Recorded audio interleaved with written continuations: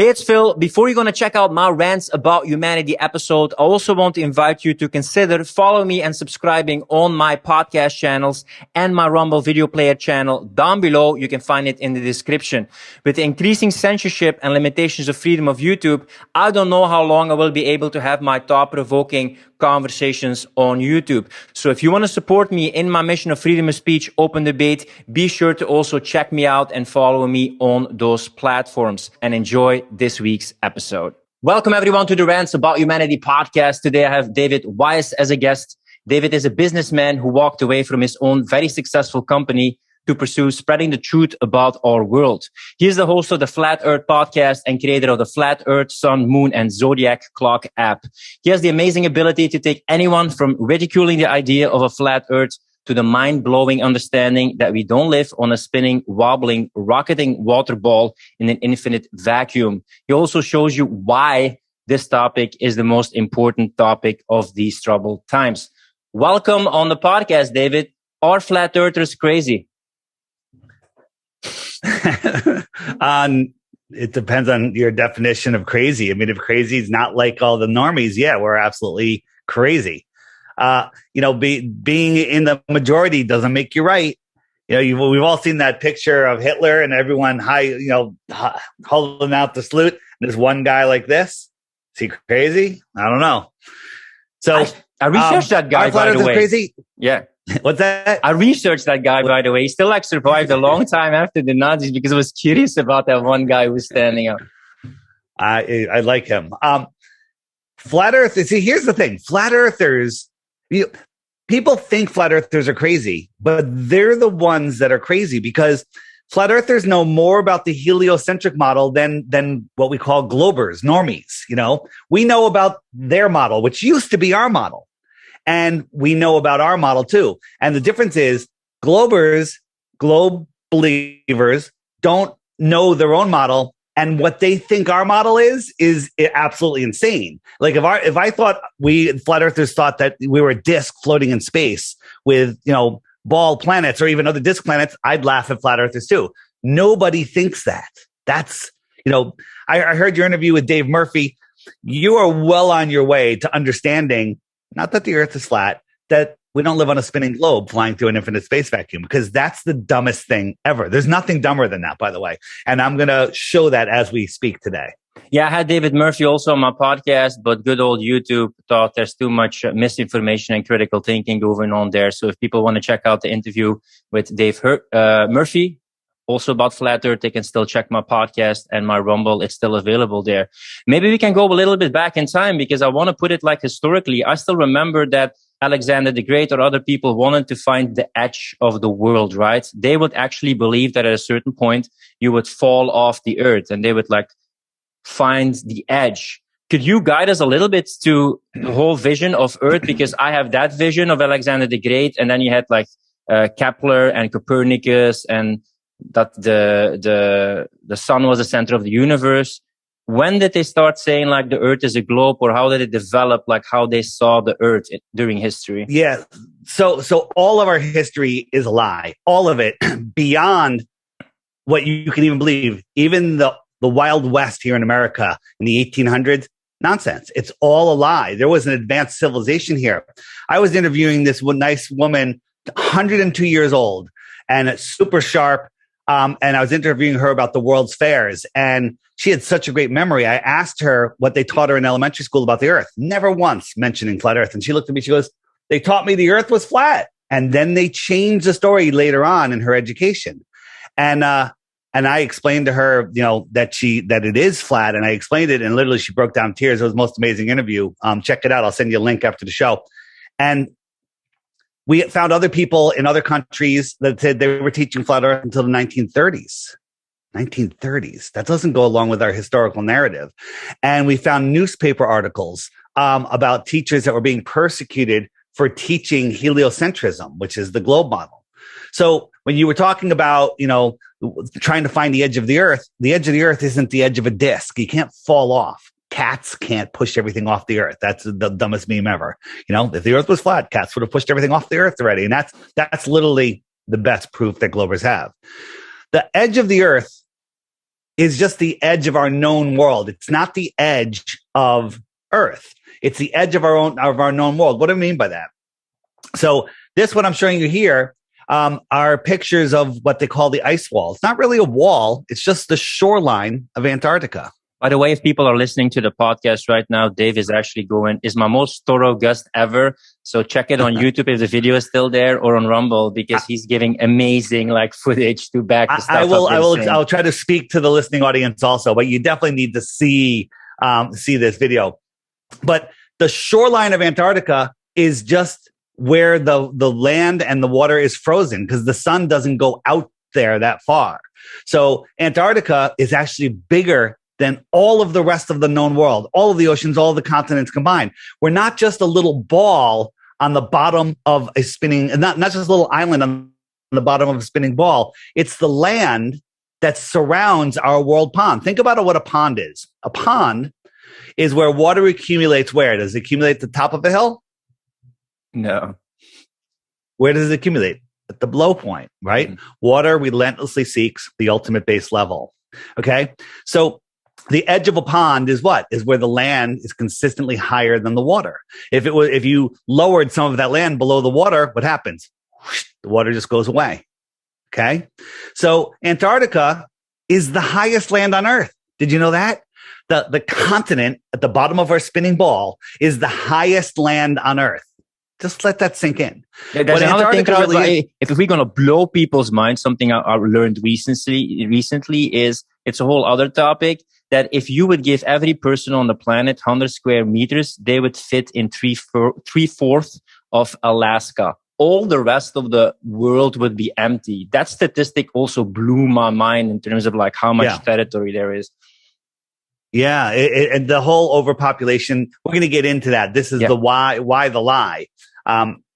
Overpopulation, running out of resources, nonsense. So just to build the picture of flat Earth is, our world is a giant pond, a giant lake. Large bodies of water at rest lay flat, testably, scientifically, provably, measurably flat. And when you get to the edge of our lake, you don't fall off. It's the edge of the lake. And no matter which direction you go, you end up in Antarctica. Not because you're on a ball floating in space, walking upside down when you get there. It's just because you're going across the flat water. You get to the shoreline, there's Antarctica. So now, well, what's out here? What's in the outer space? Interesting term. Outer space. We live in the inner space. What's in the outer space? Well, the 60 degrees south, which is, 1,000 miles or whatever from Antarctica, or maybe even more, is a line that you're not allowed to cross. There's a treaty called the Antarctic Treaty that went into effect in 1959, where a bunch of countries signed on, and now all the countries have signed on, where nobody, no corporation, no person, not you, not me, not Explorer, not 𝗥𝘁𝘁𝘀, nobody is allowed to independently, go ahead. I saw a guy in the 30s or 40s giving an interview, a discoverer, probably maybe you know him or not, who was talking about the land or the massive amount of resources there. Do you know who that was? Yeah, that was Admiral Byrd. So in the 1940s and 50s, Admiral Byrd started taking missions out there, and he said he came across land filled with resources bigger than the United States that no human has ever set eyes upon. Meanwhile, we're having wars for resources and territory, but as soon as they hear that news, they silence him. He died a year later, I think. And the Antarctic Treaty goes into effect and the Antarctic Treaty is in effect until the year 2041. That's 60 years, 60 whatever years. Okay. And nobody can even question it. It's the only treaty that has held up in all of history. Every treaty has been broken. So right now we're worried about resources and everything. There's unlimited resources in Antarctica and nobody's allowed to go there. But burn down the rainforest, that's fine. Global warming, we don't care.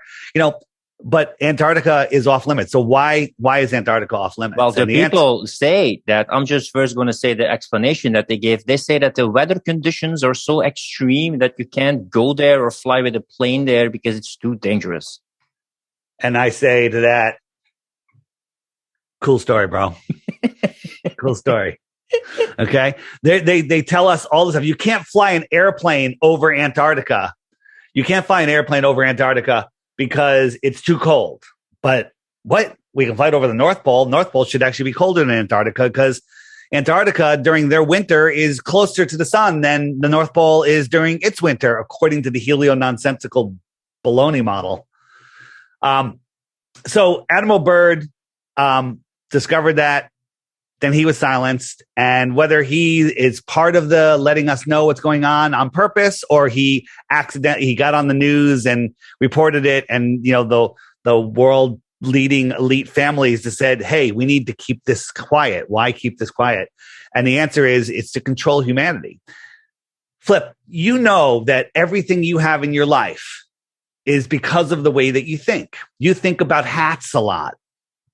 Okay. Yes. Look at all the hats on your wall. Okay. Yeah. I don't think about hats as much. I have one hat. Okay. So, but you thought about this podcast and you created this podcast. You thought about your life. I don't know whether you're married, kids, whatever. No, it doesn't matter. Whatever you've put out there, that's what comes to you. That's how this world works. They don't want you to know that. Yeah, most people think that reality determines perception, but if you've been following everything that's going on, especially the last year and a half, it's perception determines reality. And then you have a prescribed narrative that maybe sometimes on the surface seems benevolent, but when you go deeper, you see like, oh my God, like my perception has been hacked or brainwashed or entrained to think a certain way. Right. They want you thinking that you're spinning out of control, lost in space. Now think about this, right? If you believe in the heliocentric model, you believe this. Let me tell you a little story. Okay. Let me put on my glasses for the story because it's that cool of a story. He's putting on his gangster glasses. So you believe that once upon a time there was nothing. It exploded and became everything. If that's not cool enough, the rocks started forming together and creating these spinning massive rock balls that got more and more gravity and sucked in more and more rocks. And then somehow all of the gases, all of the hydrogen and helium condensed into big burning balls, and they left a vacuum in between. Okay. So now we have burning balls of gas in a vacuum. Those burning balls of gas are magically holding on to all of these other rocky balls at incredible distances, and they're all spinning around. Our Earth is spinning at the equator at 1,000 miles an hour. So when you're watching the sunset, the sun's not going down. You're falling over backwards faster than the speed of sound, and that's making the sun appear to go down. Okay. You're orbiting around at 66,000 miles per hour. Okay. People go, well, yeah, that's cool. Let me show you how cool that is. This is the hypersonic sled. This is a sled. It's going to go by at Mach 8.6, and you can't even see it. It just goes by. I'll show it again. All right. It's literally, it's fast. I think it's faster than a bullet. Maybe a lot faster than a bullet. Maybe multiple times. We are traveling around the sun, the orbit, 10 times faster than that. Okay. 10 times faster than that. And then we're chasing the sun 90 times faster than that. Okay.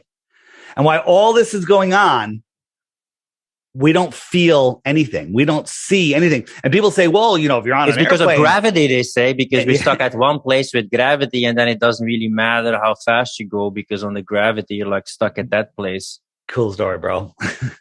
So when you're, people say, well, I'm on an airplane, I could sit and drink a glass of water and I can walk to the bathroom. And I say, well, first have that airplane start taking a parabolic turn, double the speed and remove the outside shell, and tell me if how you're doing with your water.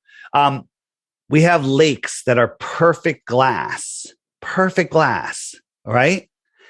And we're corkscrewing through space in multiple directions. Right? Imagine you're in a car going 100 miles an hour on the most smoothest, perfect road and the nicest car ever. And you get a dinner plate and you fill it with water to the brim. You could probably hold it if you got a steady hand. Now, as soon as that car starts taking the slightest turn, what happens to that water? It's going to slosh. Does this water look like it goes Jurassic Park, Tyrannosaurus Rex? Yes. Yeah. Like in Jurassic Park. What calm morning lakes show you is that we're not moving. We're not moving. Think about this. This is one. I never really bring this up because I don't think I have a visual for it. The Hubble Space Telescope, right? Which is the biggest joke in the world. Okay.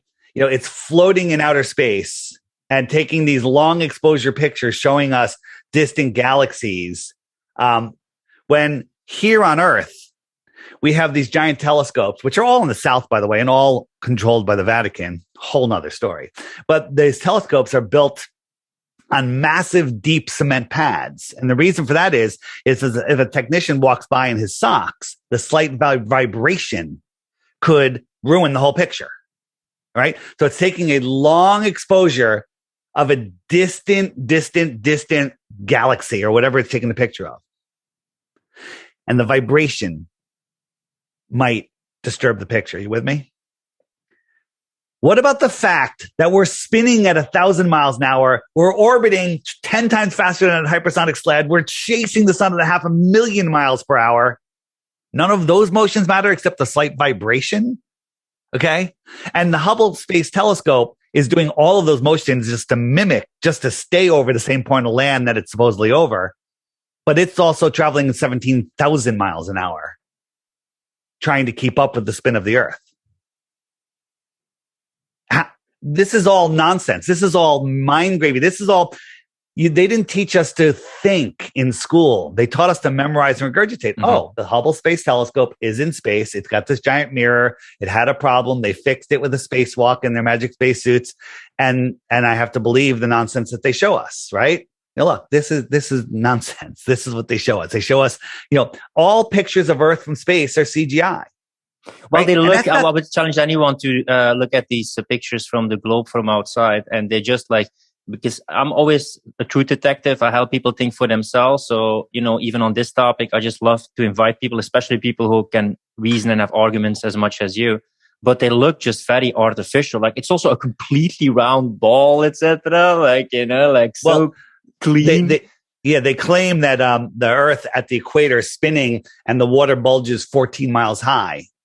And Neil deGrasse Tyson, the high priest of nonsense, says, well, from space, Earth is so big that you wouldn't even notice that. That's like, on a cue ball, it's a microscopic thin piece of paper that you're laying over one side. You wouldn't even see it. And I'll agree with that. With the size of the Earth, they say it is 14-mile bulge might be hard to see from space, but a 14-mile bulge of water at the equator. If I'm flying from Alaska to South America, I'm flying south. I got to go over the equator. Well, the plane only flies at 5 miles high. At what point do I climb another 10 miles just to skim over that bulge of water, right? Literally scrape the belly of the plane over the bulge of water, right? At 3 times cruising altitude. And the answer is no, never. It never happens because water lays flat. Large bodies of water at rest lay flat. Getting back to the pictures, I'm showing 2 pictures here, one from 1978 and in 2017, they showed us how bad pollution is on the Earth. Look how bad it is. They got this bright blue ball in 1978 and in 2017, the ball is very dingy, except they forgot to change the clouds. They use the same clouds. Okay. Now, Flip, what do you think?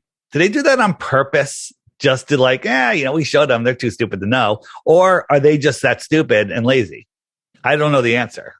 And even if you would believe in the whole model, etc., can they make pictures like this in space? Is it actually, if they have the model that they present, can you just have a camera? There's no interference of electromagnetic radiation, etc., that would make it impossible? Because I don't have a background about it if it's just also physically possible. Just as I have the same question of sending the images of the between brackets moon landing live to the Earth, I'm really wondering how they do that with they claim such a gigantic amount of distance. Yeah, so we'll get into moon landing in a minute. So nobody has been to space because space, as described, doesn't exist. Okay. No one's gone up on those rockets, all fake. Now, do they launch rockets? Yeah, sometimes they launch miniature rockets. They launch giant helium-filled rockets, but no people are on them. Those people are in a studio, probably in Alaska, pretending to be in a cockpit. They're using CGI and all sorts of stuff to fake floating, and it's all been exposed. I actually just uploaded a video. Was it yesterday? Yeah, yesterday showing the facility where they fake all this stuff and how they do it, and just showing you examples of, making their hair float. Think about this. In the military, they shave women's heads. Mostly women have shaved heads if they're in combat and out in the field and whatever. But in space, the most disgusting, in the International Fake Station, the women have long hair. Right? That hair would be floating everywhere. Every time you tried to talk to an astronaut, they'd be like, hold on, I'm choking on a hair that's floating right in front of me, right? Because it wouldn't settle. Now, I've been questioning a lot of things lately, because you can see how you don't necessarily have to be involved with everyone to make a certain agenda fit. But do they then screen the people who supposedly, according to you, go to space, and they just pay them hush money? They're brainwashed. They stay silent. They pressure them, etc. How can they have so many people and astronomers all think this way? Yeah. So again, if you look at, and that's a good question. I'm going to answer it in two different ways. But if you look at the Apollo astronauts, when they came back and did their mission, they were literally looked like someone just told them the dog was just shot. And they're being forced to lie. I believe that these guys thought they were going to go to space. And then when they said, hey, by the way, no one's going to space, you're going to lie. And these guys are being forced to lie. But if you look at, all of the space station astronauts, they get like 4,000 applications, supposedly. And look who they pick. None of those astronauts would you talk to and go, man, he's smart. They're all dummies. They're all dummies. And maybe they really interview them to the point where they're like, yeah, we can totally hypnotize this guy, make him believe the shit that he's saying, excuse my language, and make him believe that they've been in space. I think some of them are outright liars. I think some of them have been brainwashed. I think some of them are just, they think it's for the good of humanity or whatever. But they're not. I mean, you just go listen to Don Pettit. I mean, he is full on. He's a moron. But so what has Baumgartner done? And recently, like Richard Branson and Jeff Bezos, explain a bit like what he actually did. Yeah. So Felix Baumgartner, he did the Red Bull space jump, right? Mm-hmm. Where he supposedly jumped from space. Now, whether it's real or not, there's a lot of controversy whether he did, whether the height that he jumped from was that actual height. And whether he was a paid shill to say that he saw the curvature of Earth. Personally, I think that he thought he saw the curvature of Earth because he's wearing a curved glass, helmet. And he was told he would see the curve of the Earth, so he saw what he was told, But this is the picture that they showed, and this is obviously a fisheye lens. If you analyze the land, all of these rivers and whatnot, excuse me. This is all New Mexico. New Mexico is a small state in the United States. Okay. It's a small little section. New Mexico, planet New Mexico is it's covering a quarter of the Earth. Okay. This is a fisheye lens. There, if you go up into up to not even as high as he supposedly was or around the same height, this is what the Earth looks like. It's flat horizon. Right. So, he said, in his interview, yes, I was up. I saw the curve of the Earth. Did he think he saw it, or was he told to say it? Again, can't answer that. And the penis of Jeff Bezos being shot into space. Yeah. So my joke is they shot a big penis into space, right? And the space rocket looked like a penis also. Yeah, they shot a dick in space. Yeah. And also a rocket. And also a rocket that looked like a dick. So that was completely controlled. That one's not Bezos. Although this is Bezos and Brandon. Same thing. All these guys did some footage in what's called a 0G plane. You know what a 0G plane is? The plane that does a parabolic arc, and you get about 25 to 45 seconds of weightlessness. Mm. So they outfitted it to look like his special plane with his special windows. And they said, both of them, that they got 4.5 minutes of weightlessness. Okay. Show us the 4.5 minutes of weightlessness, because there's no video of it. The only thing they show is 5 seconds at a time of people flipping around. And again, they always have the girl with the long hair flipping around. But what I'm showing here now is all these people floating. This is on a 0G plane. Now we're back to what they showed us in Branson's thing. So, Richard looked like he was going to throw up in the whole thing. This is just a movie. Again, the girl with the long hair flipping around, right? Richard's strapped into his chair like, I'm going to throw up. I can't handle this, because humans can't handle weightlessness for a long time, because your vestibular system will just absolutely freak out, and I don't believe people can survive in 0G in free fall. There is no such thing as 0G in free fall. So that's what's going on there. Again, the Jeff Bezos thing, this is what they showed us. What I'm showing you is the footage, and anyone can look this up if you're not watching, of the penis rocket going up, and it's making a very strange motion. Okay. Like the camera's jerking up and down. It's getting a hand job. That spaceship is getting a hand job. It's getting a total hand job, because they're immature. This is what they do. They laugh at us, and they show us the stuff, and people just eat it up. People just believe it. Oh, the cameraman can't keep the camera still, but we can focus on a distant galaxy while we're spinning, twirling, and whirling in 4 different directions at once. The farther you're looking at something, the slightest move will move it miles. Like, we were shooting a laser across a lake, just 20 miles across a lake, to show you that there's no curvature. And the tiniest adjustment on the laser moved that point miles on the other side. The tiniest fraction of a millimeter, boom, now you're miles off course. Okay. So again, all of this stuff is nonsense. Let me ask some questions, but maybe a very simple one. Are there actually planets? So planets used to be called wandering stars. That was changed. Okay. Now, yes, I see lights in the sky. When I look up, I'm very aware that's Mars, that's Saturn, that's Jupiter. Those are the lights that we call Mars, Saturn, and Jupiter. But if you actually look at them through today's optics, they've basically outgrown their lives. When we look at Mars, it's the brightest star in the sky at times. When you zoom in on it, it looks like a pulsing orb of energy that's here. It's close. It's not in outer space. It's within the Earth system. So you have to believe, they show us these pictures of Mars with the rover on there, which is, again, another complete and total ridiculous concept. And it's a dusty, dirty ball. So go outside and I have to add this to my presentation. It's a photo of a big cement ball. It's a big sphere. So just a cement sphere. And it's showing 12 noon, bright daylight. And you look at it, it's not a light. It's just lit up because of the sunlight. But when you look at these stars, look at these wandering stars, also known as planets, or the moon even, you can see that they are a light in themselves. They're not showing us. They're not reflecting. This dusty, dirty ball moon isn't reflecting light all the way back to Earth that looks so bright that it casts shadows, right? If you lit up a rock ball, is that going to reflect light somewhere? Why does the moon reflect the light from the sun? So cold. Yeah, and here's the thing that which I try not to mention it, but it's very important. It's called the inverse square law of light. Oh my God, I can't figure that out. Yes, it's very simple.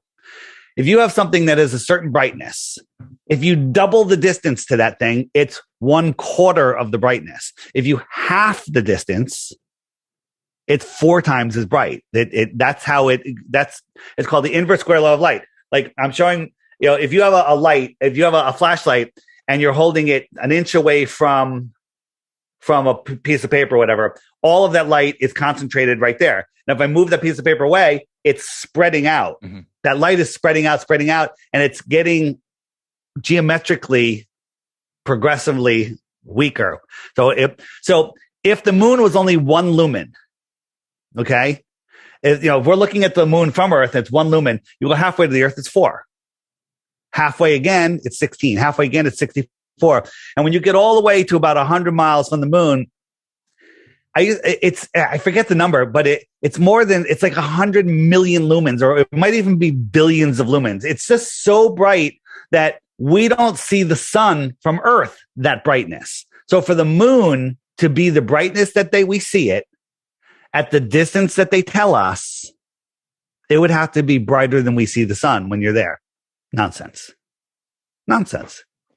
Again, these are things that require thinking, not memorization and regurgitation. Because people are like, well, all the professors, all the scientists, they're all in on it. No, They're the ones that are the best at memorizing and regurgitating, right? An astrophysicist believes the nonsense that he tells. He sees a light in the sky and goes, well, it's got a red shift to it. And the Big Bang was 14 billion years ago. So it might do some calculations. The math is perfectly good math. Oh, it's 50 billion years old and 180 trillion miles away. Nonsense. What do you think of people but they believe it, who believe in astrology and the effect of the planets on our spirit? Great question. Yeah, great question.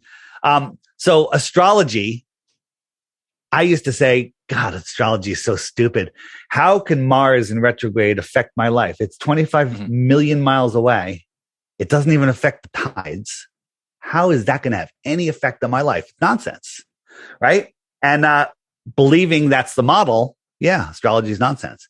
But if you look at all of the billionaires in the world, they all have astrologers, okay? They know how this world works. And if you understand that all of these lights in the sky that we call Saturn, Mars, Venus, Uranus, Neptune, Pluto, Mercury, whatever, they're here within our Earth system.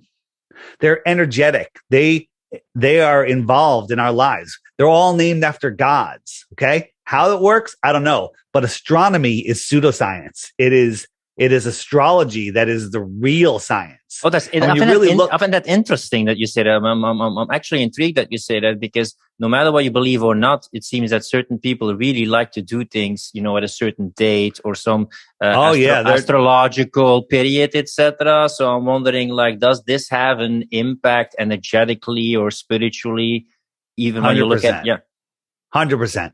And when you understand the distance they tell us the stars are, they're scientifically provably impossible to see. So this is the star Sirius. I don't know how far Sirius is, but when you zoom in on it, this is what you see. It kind of looks like seriously far. That is seriously far. This is the star 𝗥𝘁𝘁. Totally different, right? You slow it down and you see all these geometric shapes. Here's a whole bunch of different stars. Now listen, some are out of focus, some are not. It's hard to focus on something that's not physical. In space, but they all have their own personalities. They all do their own job. Our stars' souls are wandering stars, angels, fallen gods. I don't know. Right. But they're energetic. They're here and they do affect our lives, because the only true forces in this world are electricity and magnetism. And we are electromagnetic people. Everything about us is electric. Your heart doesn't pump blood. It charges the blood, and then the blood has energy to travel around your body. Okay. Your heart doesn't have chambers and everything that they tell us. It's one toroidal field creating electricity. That's why when your heart stops, what do? They electric shock, right? To get it going again. So do you have a metaphysical or spiritual aspect of that you say was shielded from these energies, from these portals of knowledge? Or how do you approach those things outside of the sphere or the flat earth, or however you call it? How do you relate to that bigger than earth aspect? I don't understand the question. Yeah, because you say astrology might have an effect. I don't know what it is, God's energy, etc. How do you, as someone who still has a foot in science, I see you use science all the time, how do you relate to that unknown, that stuff out there? Is it also a spiritual dimension of your thinking or beliefs?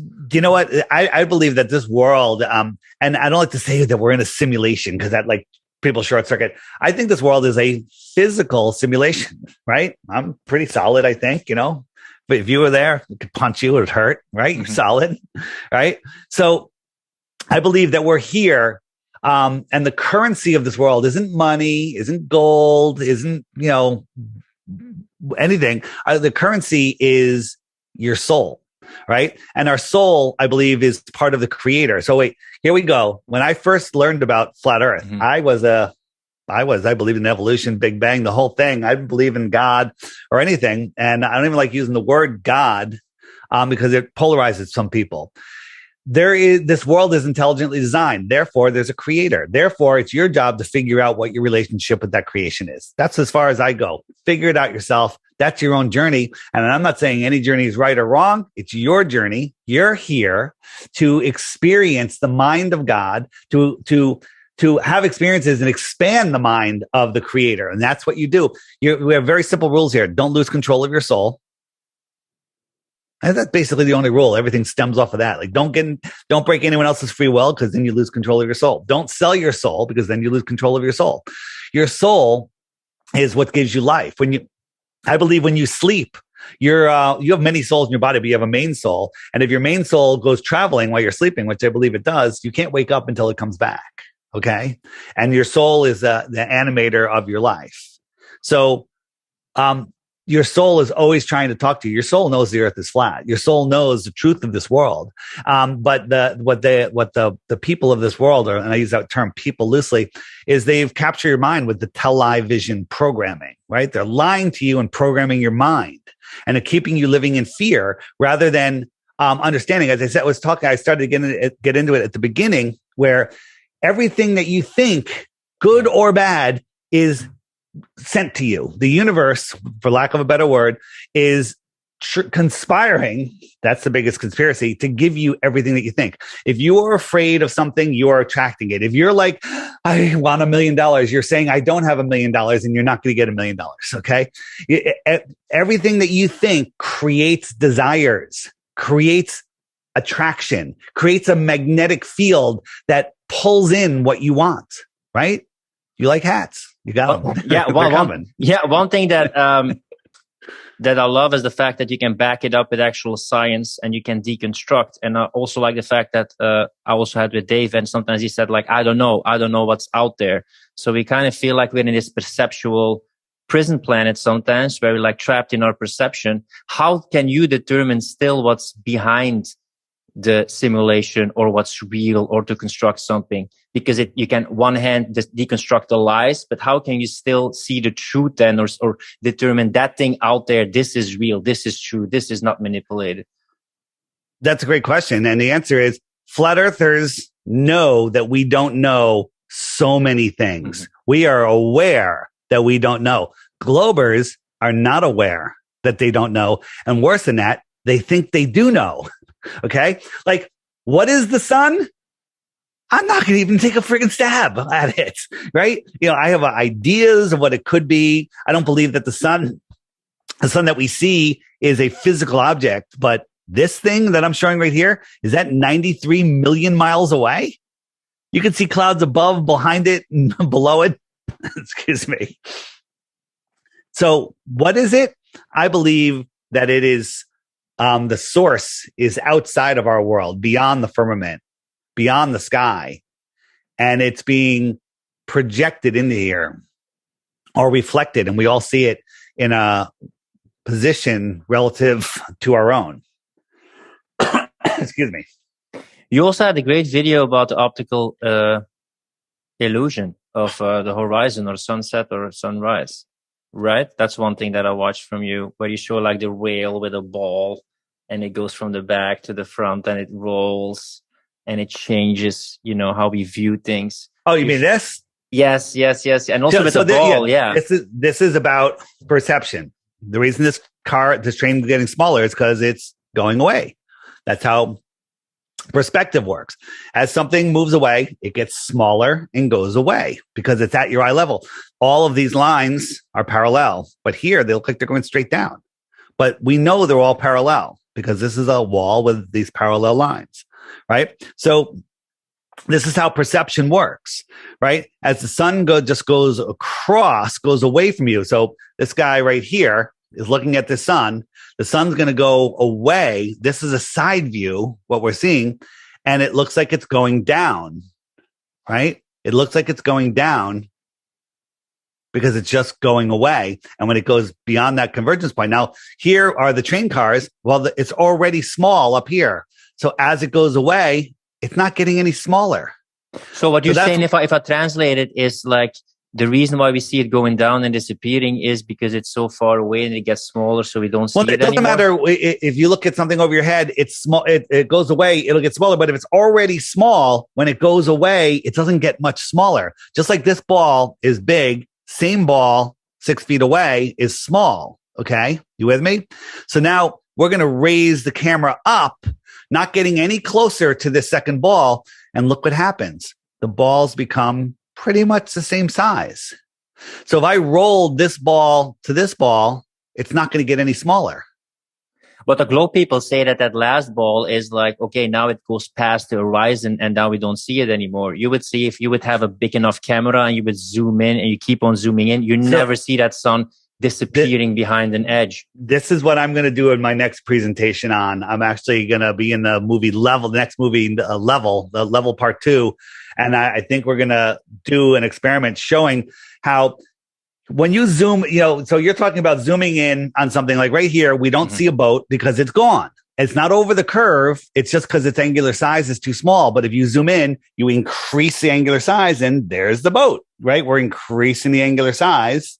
And then if we zoom out, so we have the boat here, we zoom out, the angular size is going to get smaller. The boat's going to look like it disappears from the bottom up.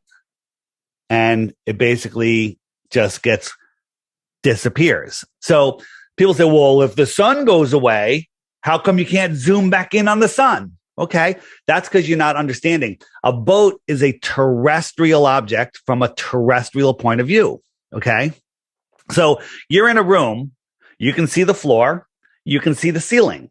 Okay, now expand that room to 10 miles wide. You've never been in a room like that, but it's 10 miles wide. You got your 8-foot high ceiling, whatever. That ceiling is going to merge with the floor. It's just going to merge and you're not going to be, that's just only a limit to your vision. Okay. All right. So now if I sent you 8 miles to the other side of the room, we can't see each other anymore because our eyes won't allow it. We're just too small. The ceiling is merged. But if I get a zoom camera, I can zoom in and I can see you again because I increased your angular size. The problem is that doesn't work for a terrestrial viewer watching a celestial object. What do I mean by that? Well, the sun is a celestial object. Okay. So we have this layer in between us, this cloud layer, this atmospheric deck. The sun is above it. We're below it. Just 20, 30 miles away, the clouds merge with the horizon. As the sun goes away, it goes beyond. And now if I zoom in, I can't bring it back because it's behind something already. It's not between them. It's behind it already. So if this is the horizon and the sun goes away, you can't zoom in and see it again. It's down here. It's down here. Okay. So that's how here, and here's an example. And I've been showing this a lot, but I'm going to show it again because your viewers probably haven't seen it. This is my flat earth kitchen. My counter is flat. I have a line here, a celestial line, which is the path of the sun. I'm moving the sun along it. I have some terrestrial objects, whether these are clouds or a mountain, doesn't matter. The sun is above it. We're viewing it from a celestial point of view. We see it the whole way. We see the line's level. You agree the line's level. Yeah. Now I'm going to show you the same thing from the other side, from the counter point of view. This camera's on the counter. Look at this line. Is that line level? It doesn't seem level. Yeah. If I showed it to you first, you would say, no, it's severely going down. And look, it goes behind this opaque object. If I zoomed in, I would just make this object bigger. I wouldn't be able to zoom in beyond it. And this looks like the horizon because everything merges into the horizon. The top of Mount Everest merges into the horizon. Okay. And so here's a real sunset versus my simulated sunset. It's the same thing. This is the atmospheric deck of opacity. You think this is the horizon, but this is just the atmospheric deck where it's above it. It's going beyond it, just like I showed you with my hand. It's going beyond it, and I can't zoom in through it. Okay? And so that's the number one glober thing. Well, how come you can't zoom in? Ask a flat earther to zoom in on the sun, right? Well, that's because they don't understand. And the other problem is many flat earthers don't even understand that because they haven't really thought it through. Again, understanding that we don't live on a spinning ball takes time, effort, and thought. Here's a curved hallway. If I sent you down around that hallway and you went around the corner, if I had the biggest telescope in the world, could I zoom you back in? No, because I'm behind the corner. You're behind a physical obstruction. Right. If I turn it over and just pretend this is the earth, you're over that curve. I can't zoom in and see you. Now, if I went up higher, maybe I could see you, but you're behind. This is a physical horizon. And that's not what we see. We're seeing an optical horizon. To test this, couldn't you just, instead of like now standing on the Earth and then just zooming it, couldn't you like go super up with the camera, and then at least you're super high so you could keep a watch of the sun? So yeah, you can, but the problem is the sun, if we watch the sun from an airplane, there's many planes that go from like California to Germany. So they're kind of going over the north. And during the time lapse, the sun never sets because the sun kind of just going around and we're going straight across. And the sun basically always stays above the horizon, which doesn't make any sense on a ball. But on certain conditions, on certain days, in certain places, the sun will appear to get smaller and smaller and shrink to a tiny dot rather than go down. For example, this is a soldier in Afghanistan filmed this. Super dry, super clear, and the sun is just going away. The fool on the hill sees the sun going down, but the eyes in his head see the world spinning around. And that's because there's no atmospheric deck of opacity because the air is so clear. Don't let the sun go down on me, yeah. Yeah. there's a lot of songs about the sun. And here's another situation. I filmed this looking west from the east coast of the United States over the land. Has to be super cold. So this is done close to in the winter. It's like 30 degrees outside Fahrenheit. So it's below freezing, no humidity, super clear. And I watched the sun in 5 minutes time. It went down, down, down, down, down. Now, if the earth was spinning, it would just keep on going, but it didn't. It went down, down, down, down, down. And then it stopped and it sat here for 10 minutes. So this is super sped up. And instead of going down, it just faded away. Its light could no longer push through the soup. Watch again. It just faded. It's still there, but its light, even the power of the sun, can't push through that much atmosphere. The atmosphere becomes opaque over the distance. So it's still glowing. The sky's still glowing, but it couldn't push through. This absolutely 100% proves. Now, someone will say it's out of focus. I don't care if it's out of focus. The sun does not go down. It goes down, down, down, down, down, and then it stops. And it just sits there. And so we can remodel this with a glass dome on a white rug. This is, I'm showing you a glass dome. I got a pen light and I'm just bringing the light across. I'm bringing the light across. And inside this glass dome, it looks better in person. You can see this looks just like a round sun floating in there. And it doesn't go below the edge. It just stops and it fades out. I'm going to bring it back. Watch. It'll appear just like a sunrise. And it comes across. And then it goes down. And then the last few minutes of sunset is where it stops. Okay. When I was doing this sun fade out picture, my friends were down at the beach. They saw the sun set 10 minutes earlier. They saw it set from the bottom up because they're looking across the water at land, which is 10 miles away, where there's hills and trees, but the tops of those trees look like they're at eye level to them. It looks like on a horizon. But in reality, the tops of the trees are way over their head. So here are the tops of the trees, and the sun just goes away, and it sets behind it. Okay? All due to perspective, but I could still see the sun from my drone. Well, a glober will say, well, that's because when you're up on a ball, you can see over the ball. Well, yeah, maybe that's true, but we don't live on a ball. We live on a flat earth. There's another thing, because I often use arguments that people use. There was a team of flat earthers who would try to dispute the fact that the earth was round. And then at the end, like, fuck, the earth is round. What did they do wrong? I think there were some people, that famous story of like, there were some flat earthers who was like, were trying to prove that the earth was not round. And then at the end, they realized, fuck, the earth is round.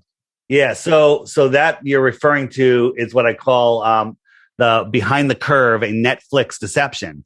The woman that made this video that was highly funded, she lied to us, said, "Oh, we have a very shoestring budget," and she was highly funded for this.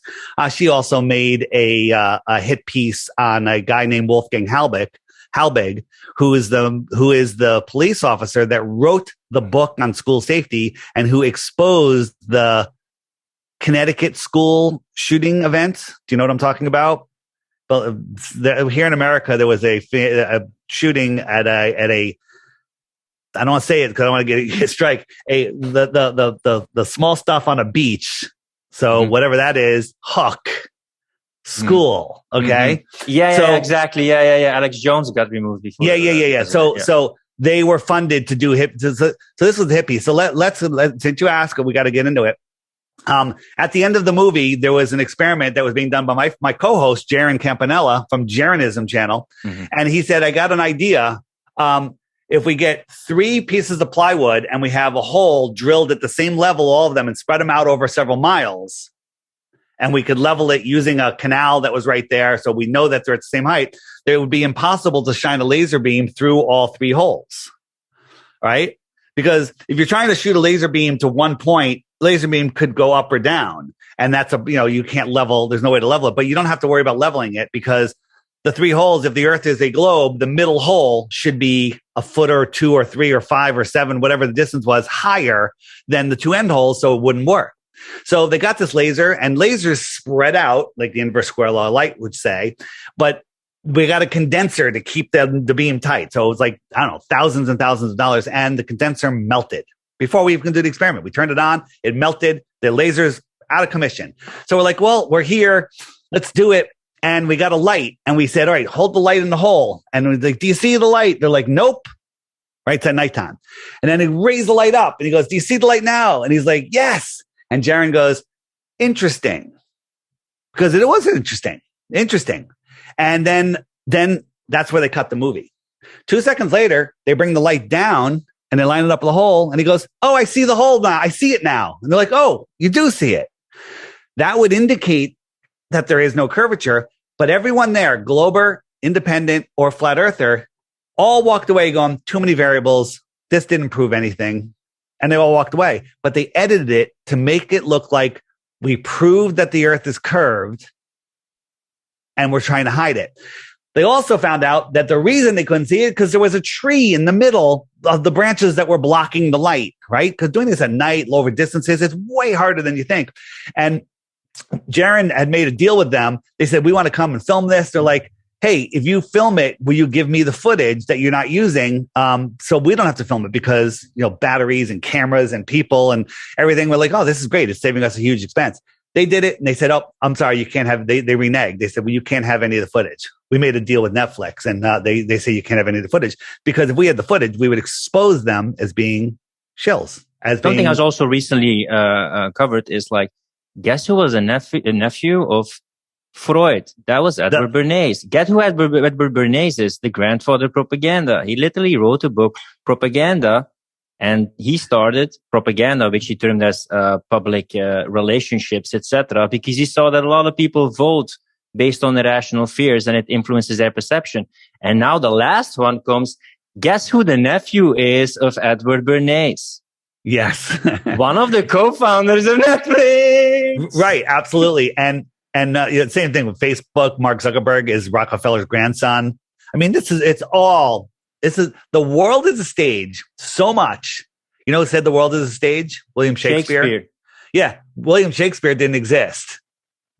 The world is a stage. William Shakespeare is a made up character. Okay. A group of writings that they all said, oh, this is all William Shakespeare. All nonsense. That's how much the world is a stage. Everything is a lie. Before I'm going to delve into the why, because that's also important, like why this and why this approach, because with everything going on right now in the so-called crisis, I can understand like people getting more power, money, and influence. So that's the next thing I want to tackle. The last thing I would love to get an answer on is what about the seasons and just about the night and day? How does that work exactly? So let me pull up my my app. It's called the Flat Earth Sun, Moon, and Zodiac Clock app. And I made this app actually just for myself. And then it actually started, people like, where can I get it? And so I made it and it's been getting better and better. And I'm actually going to premiere something today, which nobody has seen on your show. But let me just find this real quick. So where did it go? It's coming. Very close. There it is. All right. So this is my app. It's called the Flat Earth Sun, Moon, and Zodiac Clock app. If I could share my screen. And here we go. Can you can you see everything? Yeah. All right. So the app basically shows that the sky is a perfect clock. I'm going to speed it up. The sun goes around once every 24 hours. So the sun keeps track of the hours and the days. The sun is the hour hand. But can you guess why the sun is 1 hour behind the hour hand right now? Because it's daytime saving. It's daylight savings, yeah. right? So that's another thing to throw us off kilter. You know, that's like saying my feet are cold. So you cut off the top foot of the quilt and sew it to the bottom foot of the quilt to make your feet warm. Okay. That's the same rationale of daylight savings time. It's nonsense.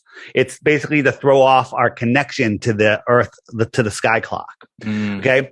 So if I really speed it up, you'll see that the sun starts catching up to the moon. The sun laps the moon once every 28 days. You know that there used to be 13 months of 28 days? No, I do know that it's weird that October, Oct is 8, November, Nueva is 9, and December is Deka is 10. So there's clearly 2 months that are off kilter. Yeah. So there used to be 13 months of 28 days. So you see, as the sun catches up to the moon phases away. And so the position of the moon and the phases of the moon keep track of the weeks and the months. Okay. You see now we get a waxing moon coming out behind it, and 28 more times around, it'll lap again. So that keeps track of the sun keeps track of the hours and the days. The moon keeps track of the weeks and the months. And if I turn on the zodiac, the stars keep track of the seasons and the years.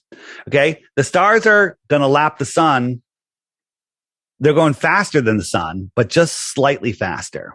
Okay. To the point where they lap the sun once a year. So back in June and July, the sun was hanging out in the Tropic of Cancer, and then Leo caught up to it. It's just exiting Leo, going into Virgo. I'm not sure what that is, but that's how the sun remains in a constellation for certain parts of the year. So this is why you see different constellations at different times of the year, because right now you don't see Cancer in the sky because it's in the day sky. But in 6 months from now, it'll be in the night sky, and then you'll be able to see it. So this Make map sense? that I see right now at the edge is Antarctica in your model, like the white thing that I see right now. It's the edge is Antarctica, right? This is just, this is our world palm. We're looking straight down upon it. Okay? And the middle is North Pole or not? The middle is the North Pole. So we're going to get into that. And when we get out of the app, I'm going to show you one more thing about the North Pole. Very, very interesting. So I'll turn off the stars. So you see 3 lines here. The inner yellow line is the Tropic of Cancer. The middle line, the red one, is the equator. And the outer yellow line is the Tropic of Capricorn. So right now, the way seasons work is in June. Let me jump all the way forward. August, September, October, November, March, April, May, June. So in June, the sun is over the Tropic of Cancer. So where are you located? You're in England? No, I'm in Budapest in Hungary, Eastern Europe. Okay. So you're in the inner north. So in June is your summer, just like it is my summer, because the sun is close to you. It's high over your head because it's close to you. Okay. When you look up, you see the sun in the summer. It's high, right? The farther you are away from the sun, the lower in the sky it goes. Okay. So like it's going over right now, it's going over Miami, southern Florida, California, Mexico. It's hot there in the summer. It's over 100 degrees Fahrenheit, right? That's because the sun is directly over them. But at Australia, it's their winter at the same time. But if we jump forward 6 months to December, the sun goes all the way out to the Tropic of Capricorn. I went a little too far in January. And that's their summer, our winter, because the sun is farther away. It's farther away. Okay. That's how seasons work, right? It's not because of the tilt of the earth. Imagine you and I were sitting outside in the middle of the winter, 20 feet apart, and somebody is holding a heat lamp directly 10 feet over your head. You look up, you're like, I can feel that heat. It's close to me. It's your summer sun. I look at that heat lamp. It's lower in the sky. It's farther away. I can barely feel the heat. It's farther away. It's low. That's exactly how seasons work. The whole tilted ball thing is ridiculous because in the summer at sunrise here in the Northeast, I can feel the sun on my face and it's very warm. But in the winter, when the sun is at its highest point for the day at 12 noon, I can look at the sun and I can't even feel the heat. That's a more direct angle. And according to the heliocentric model, during our northern winter, we're 3.5 million miles closer to the sun than we are in the summer.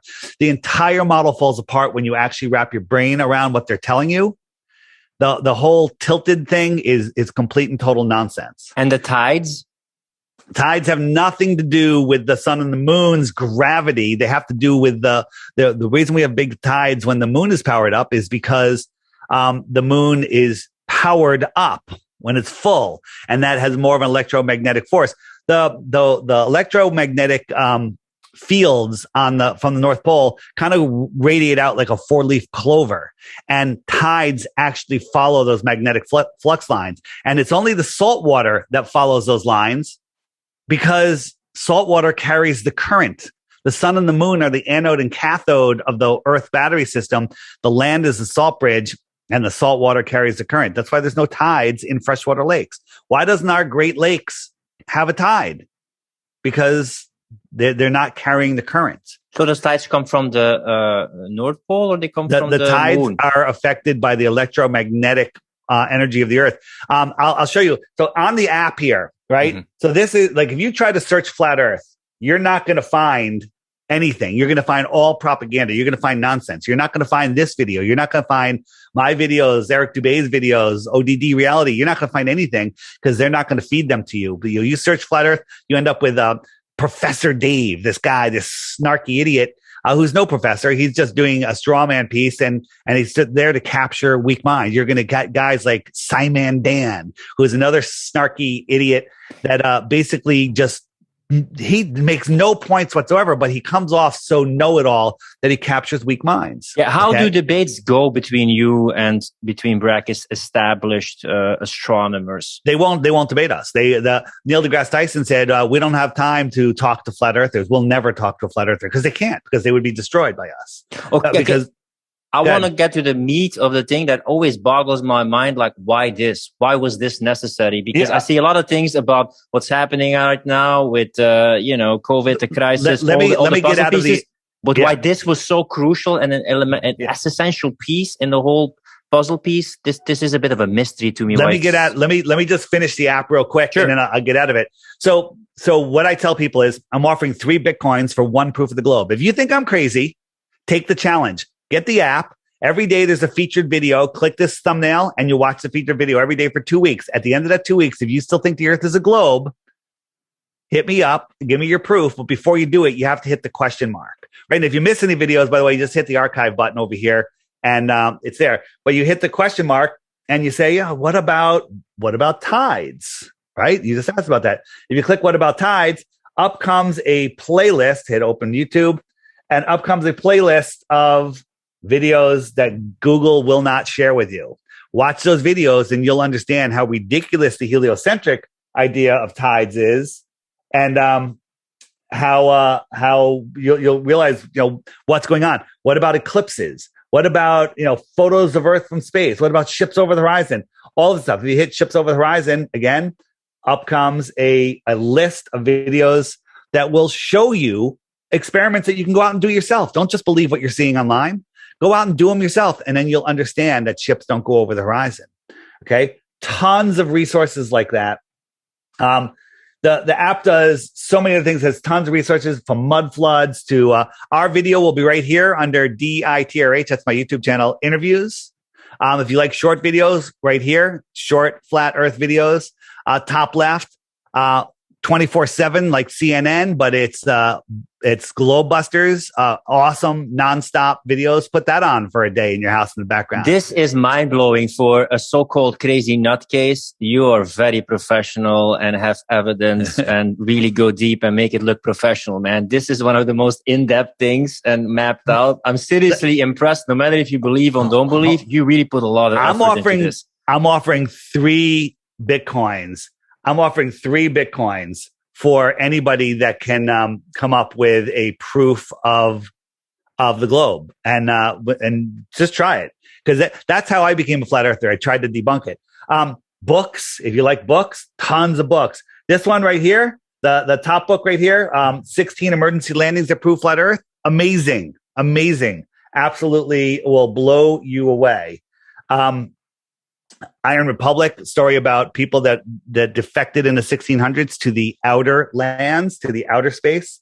It does tons of other things, but the new thing that I'm adding that no one has seen yet, it's called Find Flat Earthers Near You. Now, I only have a dozen testers on this, but if you hit that little handshake button, up come all of the other people that have the app near you. By the way, I only have like 12 or 15 testers on here. But if you zoom in, you know, like if I tap on this one, who's this? This is Rose 777 from the Rose 777 podcast. By the way, you need to have Crow on your show. And I'm going to hook you up after the show. You need Crow on your show. It'll be the most interesting show you've ever done. I'm going to 100% put this in the description, and people should at least check it out, because this is the thing that I love to do. I love people see different perspectives and think for themselves. But most people who say, I did my research, they didn't do any research at all. Now, what sometimes happens, and it happens the same thing with Dave Murphy, right? I didn't talk about it with him, but I'm always open-minded, especially to understand why people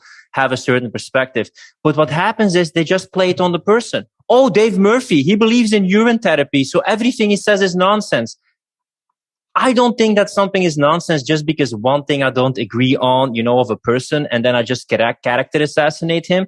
But I see this a lot of time happening. They don't agree with one thing you said, one video, one perspectives, and then they just dismiss everything that you say and say like, oh, that's complete nonsense. It happened in half of my thread that they were just talking about Dave using urine therapy and whether you like it or not, whatever, like let somebody talk about it. But what does that say about this whole opinion about flat earth? Like it happens a lot in discussions.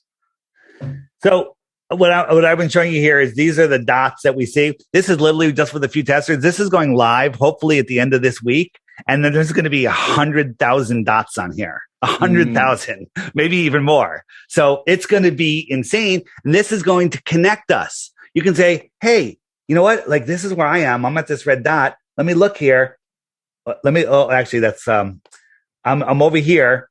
And look, there's other flat earthers that live right here in my complex. Okay. And I could tap on one and I could send them a message. Okay. And if I hit the messaging, bam, up comes messaging. You can send them direct messages.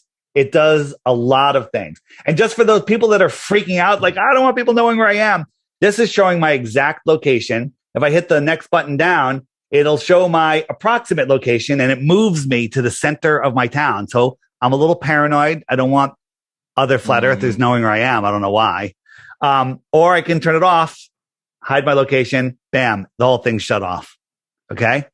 So this is coming. It's been coming for a long time, and I'm really excited that it's coming. I'm excited for you, man. Looks really nice. For everybody want to delve into it, I think it will be one of the best resources to actually explore this rabbit hole. And let me just quickly tell you, the app is $2.99, one-time charge. Now, there is a subscription fee because everyone said that you don't have to do.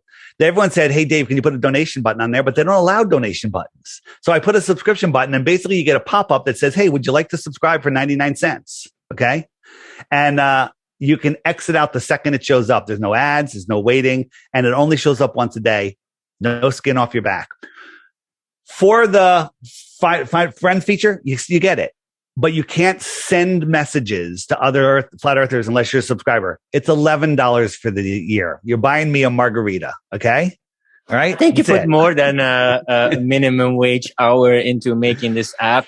Before I delve into the why and why it's so important, I can't even talk about this topic. Just me exploring this topic, people immediately try to frame me, oh, you're a flat earther, etc. But I think it's kind of crazy that I can talk about JFK, I can talk about the fake war in Iraq, I can dispel a lot of myths. But as soon as I hit this topic, that's like a complete taboo. That's like, oh, that is way too crazy. That is. Hang on. It used to be that way. It's becoming more and more commonplace. 4 years ago, 5 years ago, I mentioned the flat earth. You're crazy. You're insane. People laugh. Go on and listen. Now people are like, yeah, I'll have you on my show. I'm very interested. Yeah, I think the earth is a globe, but show me otherwise. So that vibration changing. Dave Murphy, urine therapy, thought it was crazy. It's not crazy. There's a lot of people doing it. Okay. There's a lot of super healthy people doing it. All the supermodels do it. Look at them. Okay. As far as looks, right? Because I recommend you buy Dave Murphy's book, The Guide to the Human Body. It's literally, it's an incredible book. But Is the makeup made of some kind of whale stuff or some kind of, you know? You look at any expensive cream, it's got 𝗥𝘁𝘁𝘀, whatever. It's got cow urine in it. Okay. That's the wrong urine. You need your own urine in there. Don't want to get into that. Dave covers that stuff, right? Amanda Vollmer, who's probably the smartest, healthiest person in the world. Ask her about it. She's very knowledgeable on it. So, why is this is the thing, why is this piece so crucial? You know, even Dave Murphy, I talked about evolution, and I'm also a bit curious about that you just told that you wanted to debunk it, and that's the way how you actually stumbled upon it. But why is this piece so important in the big picture? Right. So they want you believing that you're spinning out of control, lost in space, right? They want you believing you're insignificant. You came from nothing. You're on a speck flying through a godless or distant God universe, that an asteroid could take you out, that global warming is going to kill us all, that we're running out of resources, we're running out of fossil fuels, another friggin' joke, that Kim Jong-un is going to blow us up with nuclear bombs. Fake. Both of those things are fake. Kim Jong-un and the friggin' nuclear bombs. All of that is fake. It's to keep you in fear. It's because, as we were talking about before, you use your imagination to create your world, right? Your thoughts proceed manifestation, right? You have everything that you want. It's available to you. You just have to bring it into your reality. But they want to change your reality so you don't see beyond. You don't see that there is more, right? If you are in a cage, and, there's a movie, it's the allegory of the cage, and these people just lived in a cage and they didn't know there was anything outside, right? But if you didn't know, maybe there's more. Maybe we live here, and in this outer space, on this extra territory, you might call these people extraterrestrials from outer space if they came and visited us, okay? That there's more, right? There's more land beyond our world. Okay. In the app, order the book, The Iron Republic, or you can also listen to it on YouTube. Do you think what's possibly behind Antarctica is so powerful, is so expansive, it's just a hunch, like probably can't say it for real, but I call it an extended plane. All right. Because again, we don't know what's out there. We don't know. And I'm the first to admit it. We don't know, but it would be insane to think that there's not more land, more oceans, more suns, more worlds, more people. They probably speak English, right? Because they probably came from the inner world and migrated outwards. I did a talk. You can just Google it. The outward flow of civilizations with myself and 𝗥𝘁𝘁𝘁 Smallstorm. And we speculate about what happened to the Mayas and the Incas and all of these, ancient civilizations that just picked up and left. They may have moved outwards with their sun, and then a new sun was born in the center. A new sun was born under a star, and he was the savior to the world, right? Imagine if our sun moved away and never came north again, never came north of the Tropic of Capricorn. We'd be in the dark and we'd be cold and life would be really tough. And then all of a sudden in the north, under a star, a new sun was born. What would you do? You'd look up and go, my savior. Okay. Don't want to piss off the Christians or anything, but there's something very biblical about the story of our sun. Our sun goes out, it dies, and is reborn on the 25th, comes back. It dies on the 21st, is reborn on the 25th, right? I don't know. It's called the sun, the SON, the SUN. There's a lot of similarities there. Stuff to investigate, stuff to figure out yourself. Was there any reason that in the beginning they said the Earth is the center of the universe and then they made it heliocentric? Like, was there also a reason behind that they moved it? It was to make you feel insignificant, to hide God. The people that are running the scams that are going on in the world right now, they hate God. They hate the creator, and they want to become the gods. They want to become gods. So they're doing everything they can to discredit it. The number one thing that they don't want is you in a situation where you can't deny creation, right? And so I denied creation my whole life. I was like, nah, I'm not there. And then when I understood, wow, this world is not a spinning ball, it's flat. And then when I looked at the implications of that, there's a creator. How was this Dave, this businessman, successful Dave, who was just like, I don't know how your general life was. Like, what was life before delving into this knowledge? I was, I was born in the town that I live right now, so I'm very well traveled. It's a very affluent area, and I went to college and I went to work in corporate America. And I worked my way up in the company I was in, where I started a whole new division for them. Then the company was sold, and I took a year off.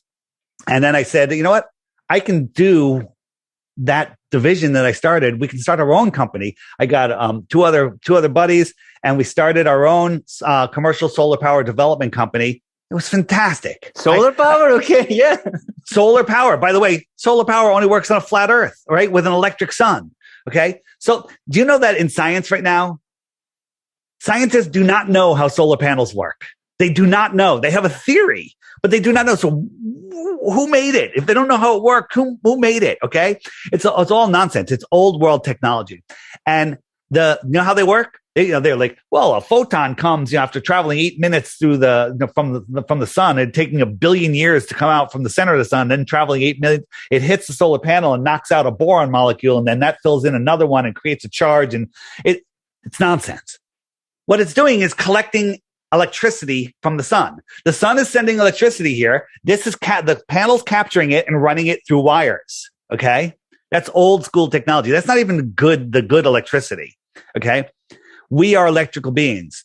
You put a plant in front of a fire and one in front of a electric light. Which one's going to grow? The one that's capturing the energy that's coming off the light. The one in the front of the fireplace is going to shrivel up and die. Okay. It's electricity. It's sending electricity here. The earth has an electric charge to it. The sky has an electric charge to it, a positive and a negative. And that's what we live, that's what lightning is. Those two, connecting. This world is an amazing, amazing place. There's free energy everywhere, but they don't want us to know that we have free energy, that there's more land, that there's unlimited resources, and nuclear bombs aren't real. They don't want us knowing any of that. And did somebody give you a book like, hey, David, check out this weird stuff that they talk about. And then like, oh, this is nonsense. Let me just debunk it in a day. No, you know what it is? I stopped watching mainstream media and I started researching other podcasts like 𝗥877 Radio. 𝗥877 Radio, excuse me. 𝗥877 Radio. Crow and Jason do their research. They put out, there was one show a week. Now I think it's 2 shows a week. Probably, I tell people, if you got a kid that's getting ready to go to college, do yourself a favor. Don't send them to college. Mm-hmm. Send them somewhere where they can get a cool job. They can learn a sport, maybe kite surfing somewhere, whatever. And all they have to do is listen to one episode of Crow every day. That's it. And that's their college career. I would hire that kid before I would hire any Harvard, any Ivy League school. I would hire that kid because that kid's going to have more world knowledge. Excuse me, I'm dying. More world knowledge, more understanding, more smarts than anybody, right? So again, I'm plugging Crow. CRR, 2 R's. I don't know why he has 2 R's. CRROW777radio.com. Subscribe just for a month. Download all the episodes. Okay. And then what you'll do is you'll make sure you keep that subscription because you'll want every new episode. He's been nailing with the big deception that's going on in this world. He's been deplatformed from everywhere. He has his own server. You're not going to find him searching. Again, the truth of this world is far more interesting than movies, television. And he opened your eyes, and then suddenly you said, like, I'm going to quit my successful career. I have all these skills. Well, so I have I won't say time. it was just him. I've been researching, deceptions. The thing that got me started was money. Before 9/11, I was looking into what the hell is money? Who is the Federal Reserve? And I realized they're a private bank. And then I realized about the IRS. And they're not federal and they're a private bank. The whole thing. So that happened. And then 9/11 happened. And I actually saw 9/11 with my own eyes, not on television, because I have a straight line to Lower Manhattan over the water from where I am. And it wasn't what we were told. And so it took me 4 years from there before I really started looking into it. And then I just said, you know what? They're lying about that. What else are they lying about? And the problem I'm having now is I can't find anything they're not lying about. They're lying about everything. Everything. Hey, Dave, everything can't be a conspiracy. Well, yeah, it can. It can. What's the second biggest conspiracy after flat Earth, you feel? Or biggest our lie? History. I mean, they all tie together. So, and again, our history is, they don't want us to know, what our true history is. That, we believe that we're at the pinnacle of intelligence and, whatever. We're at the highest point. We're not. We're in the movie Idiocracy at this point. There was an advanced civilization here, long before we were, for I don't know how long, maybe hundreds of years. And that all came to an end in the late 1800s, early 1900s, and the world was reset. If you look into the mud floods, again, in my app, go to the web button and hit the mud floods button. Bring food and water because you're going to be there for a while. You're going to realize that this world is nothing like they tell us. Even people because that you are also awake, dispute evolution, I think, right? oh, evolution is nonsense. Macro evolution, micro evolution, like, hey, men like women with big busts. So they're going to mate with them. And so we're going to have more big busted women. Okay. That's micro evolution. Okay. Macro evolution is turning from a monkey into a human. Okay. Now, why are monkeys still here? Okay. So the whole thing is, the whole evolution thing is ridiculous. Never once has one species turned into another. Right? Don't say, caterpillar turns into a butterfly. That has nothing to do with it. The last thing, one of the last things I would love to cover is, you can look at who was educating most of the people in the education system. And before Prussia, it was mostly the Jesuits. When you look at the maker of the Big Bang Theory, it also was a Jesuit. It was a Belgian Jesuit. And when you look at the Vatican and NASA, and a lot of also perceptual tools that you think, what the hell does this have to do with space? So what role does NASA and the Vatican play in all these lies and deceptions? Well, NASA was created to hide the fact that we're, on a flat Earth. They were created. I'm not sure when the people that we see that are running this world, I don't think they knew what this world was, right? I think they were being controlled long before. And then they kind of figured it out. And there's this big grand deception to keep us in the dark.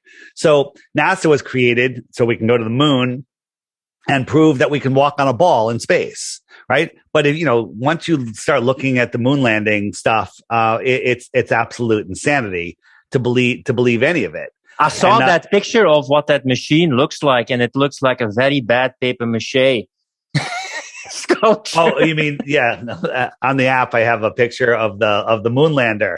It's horrible. It's made with curtain rods and duct tape and tinfoil.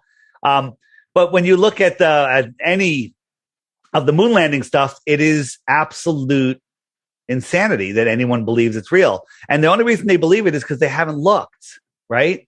They haven't looked, because once you look, you can't unsee it.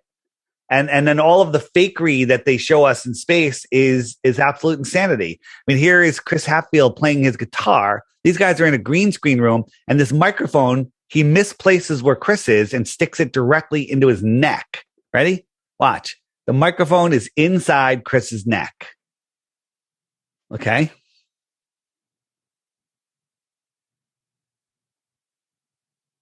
Okay, that's some nice cyborg stuff. Yeah. So again, they do so much fakery. It's ridiculous. Once you understand, NASA, here's them playing with a lemon. They just got up there. Watch, the lemon goes right through his hand. That lemon isn't real. It's a CGI object that they're manipulating in real time. This is because one of the most top technology that's being created is actually, besides social media, also in NASA, right? Like they put it under it's important for space projects, but a lot of the finances and money into technologies or advanced technologies, they are first being used in space, so-called space. Yeah, well, that's what they tell us. Cool story. But none of that's true, because nobody has ever been to space. It's all done in zero-G planes, and they rig it to look like the space station. This looks like the space station. This is a zero-G plane. You're helping people awaken from this lie. How do you envision the future? Because I've seen, right now that we do the episode, NASA has the technology to identify people by their heart rate. I've seen them use faces and audio that they can make people say whatever they want, so they can have the perception whatever they want. It's more and more realistic. With this increasing technology to manipulate perception, do you see anything backlashing or failing or them taking it too far? I think too many people know. I think the cat's out of the bag, and people just need to, strap on their big boy pants and use their big boy brains and start saying no. Because what people don't realize, the biggest psyop, you asked me before, what's bigger than the flat earth psyop? Mm-hmm. The biggest psyop is that there's nothing we can do about it. There's something we can do about it today. If everyone in the world watches your video, you wake up tomorrow and there's 7 billion views, everyone could go, screw the elite. And then it's over. It's over. Because we just said it's over. They need us to create their world. They need us to create our own world the way they want us to create it. They're controlling our minds with nonsense. Okay. They're controlling our minds with complete and total, insanity. And we're creating that world. If everyone's like, well, if everyone just goes along, then they're just going to, get what they want. But if people say no, like, the crazy lockdowns that are going on now and face muzzling, if everyone just said no, it's over. It's over. Imagine you own a store and you're complying and all of your people that came to your store said, oh, by the way, we're no longer coming in if you're going to require face muzzling. What are you going to do? You're going to be like, well, I better let them in because I'm going to go out of business if I don't. That's all it takes. People are wearing shame muzzles because other people are wearing shame muzzles. Everyone knows they do nothing. The mouth diapers, yeah. Yeah. But do you think we should move towards alternative platforms and then create parallel communities? Because still so many people are on these platforms today. I mean, I've seen it. Like, I think one of the ways to do it is, if you don't want your perception to be influenced, you have to cut yourself off perception. So we talked about Netflix before. I canceled Netflix. I still have it like for 2 weeks. So I was checking Love, Death, Robots. It's a show on Netflix. And then I saw the episodes just now. And the episode was just about overpopulation and a guy who was killing people who had children because you can't have children anymore.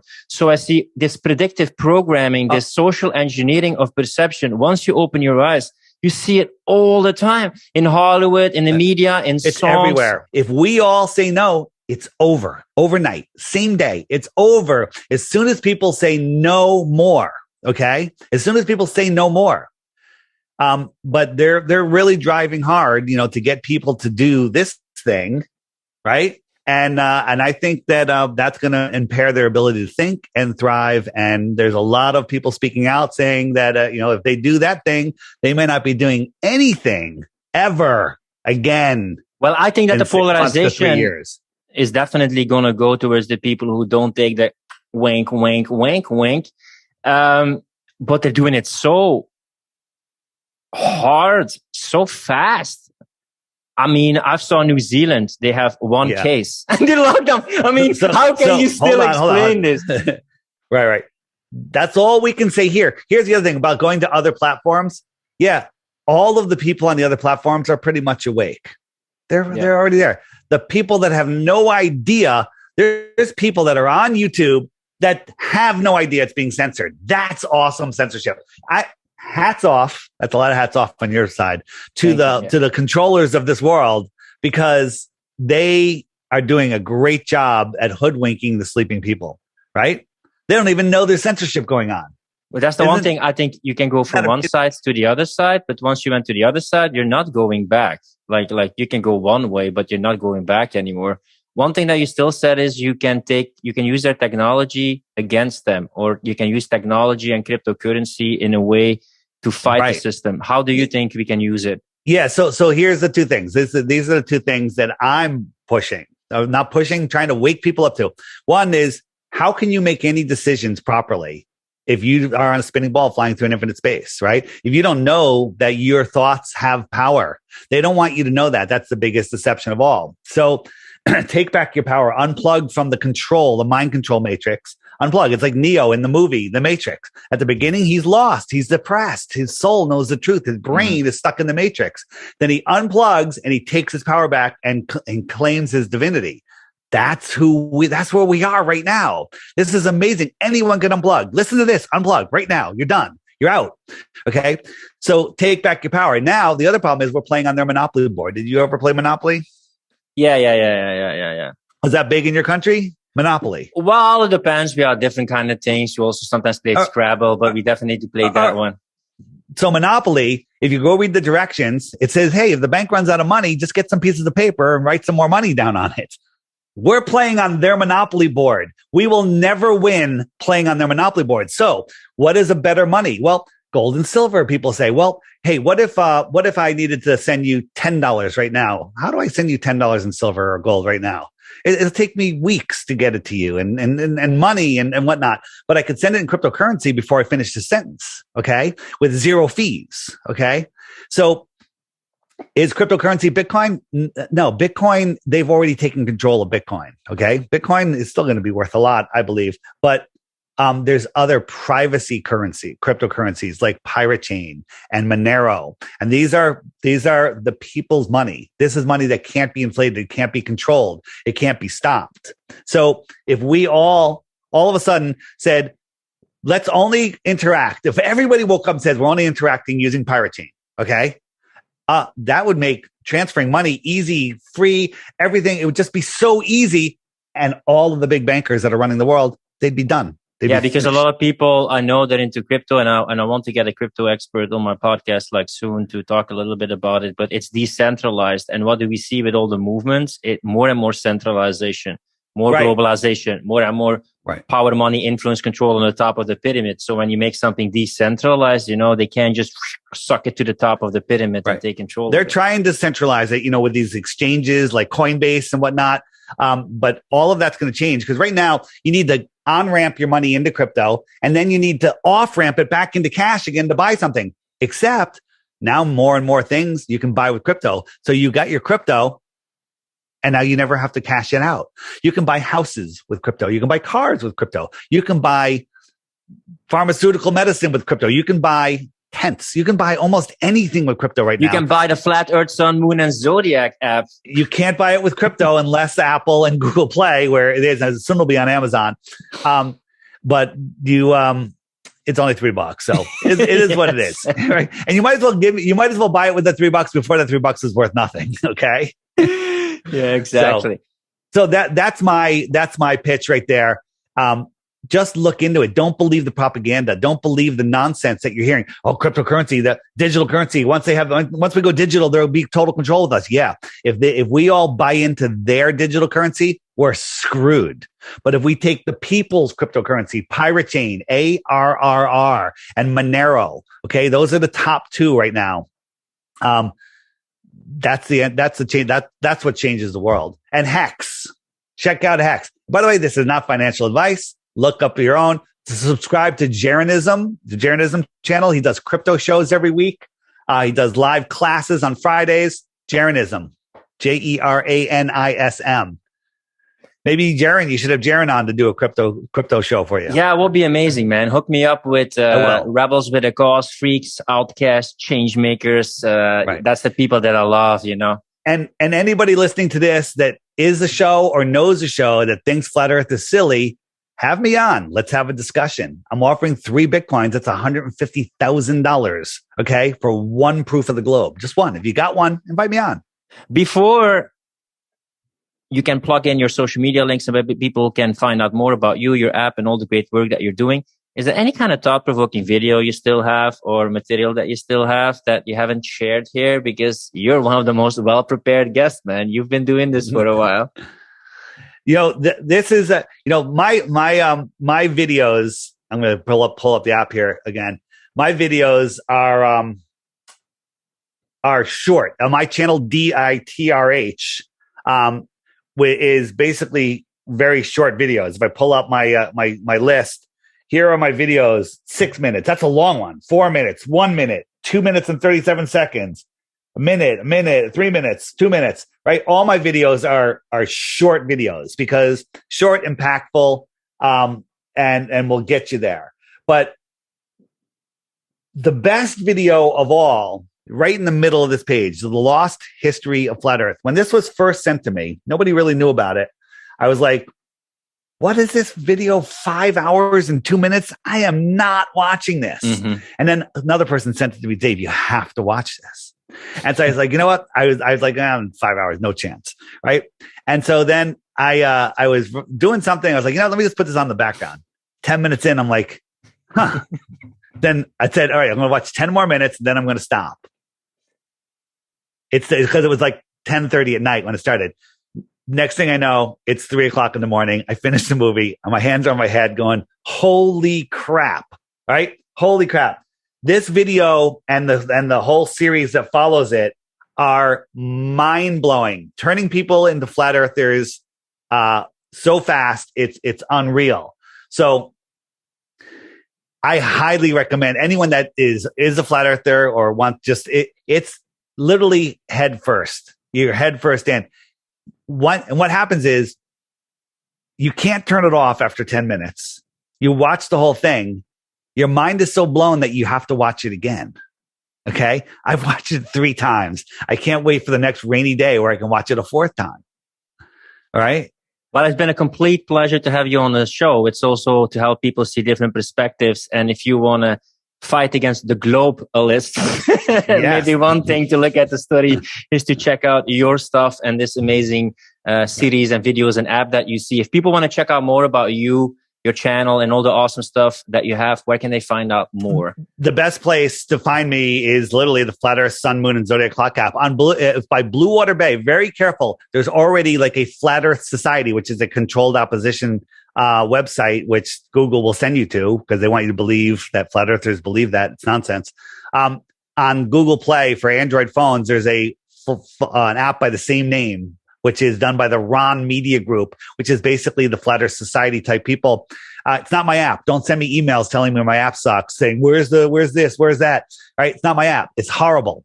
Right? My app is the highest rated app in the App Store and in the Google Play Store. Highest rated. Okay. Nothing has a higher rating, except a couple of apps that have like 10 reviews that are all 5 stars. It has no flat rating. It has no flat rating. So, if you forget the name of the app, because it is a long, convoluted name, just ask Owen Benjamin. He'll tell you. Just remember Flat Earth Dave, flatearthdave.com. All my stuff is there. It's the Flat Earth Podcast, flatearthdave.com. Links to the app are there. Videos, all sorts of stuff, some resources, and check it out. Get the app, and you too will be a baller no more. How long have you been into flat earth and discovering it right now? And about 2015. Well, as a last question, I would have what did you learn from exploring this, going against the grain, people calling you mad, etc.? For everybody who starts in a rabbit hole right now, what can you give as an advice of going through this journey? I guess I was teased a lot as a kid, so I was pretty good at, because I was pretty much of a dweeb, and I probably deserved the teasing that I got. But it makes you a stronger person. It makes you find, I've lost friends. I've lost family members, right? Like my brother and sister, we don't talk anymore because we've never, ever talked about flat earth because we have different views of the world. And if I talk to them, it's going to turn into an argument. So literally it's crazy. We haven't talked, but that's their journey. And, and I've lost some really close friends, but I've gained a whole new family of friends. Like anyone that's listening here in the United States, in October, there's a festival, a conference/music festival called Flattoberfest in South Carolina. And anyone that wants to find that, it's linked in the app. Just hit the shopping card. I think it's under that link. And it's basically in South Carolina. It's a 2-day conference and music festival. Hundreds and hundreds and hundreds of flat earthers there. Every person that you turn around and see is your best friend. It's unbelievable. I have so many I have more friends than I've ever had before after losing lifelong friends because they're just not ready for the truth. I'd rather hang out with remember who says it, that hang out with the people, you're going to end up like the people you hang out with. Yeah. Right? Yeah. Something like that. So again, the people from all different walks of life, but they all have the same thing in common. That's why the friend finder on the app, which is if you get the app today, I don't know when this is coming out, but it'll be out soon before, in the next couple of days, hopefully.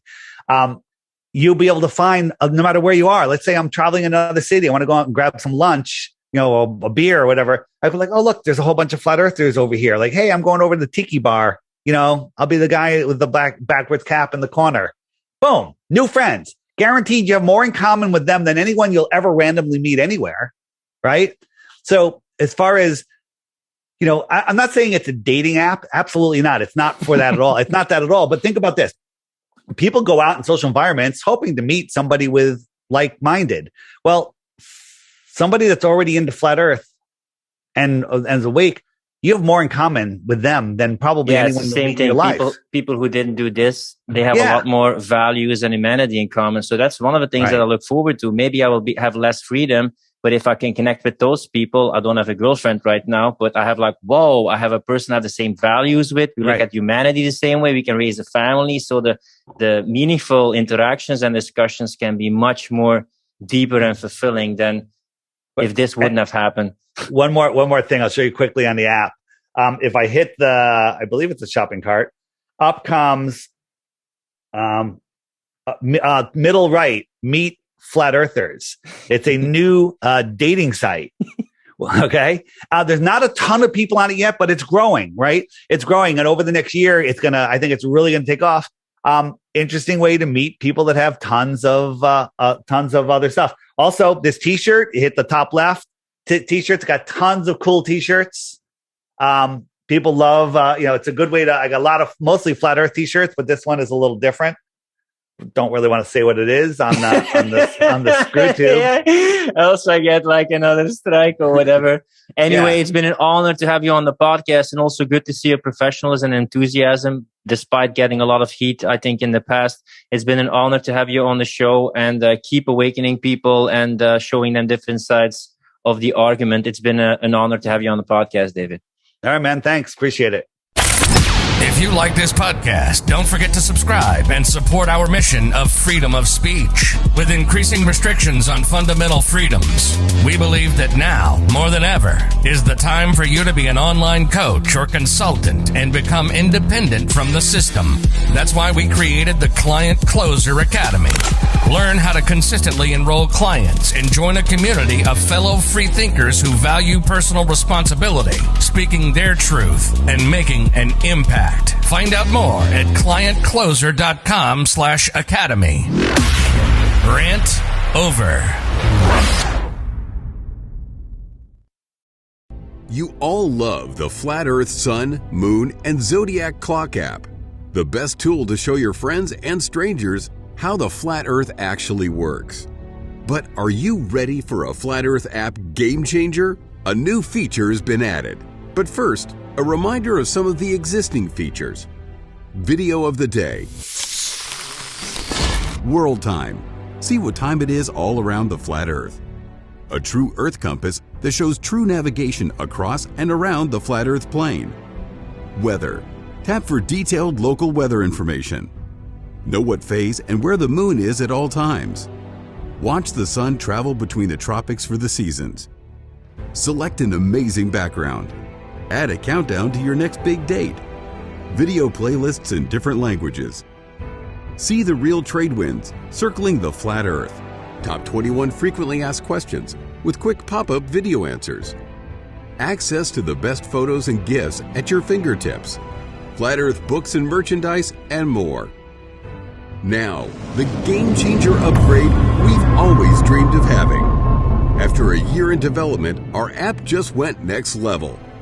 You're now able to find Flat Earth app users near you.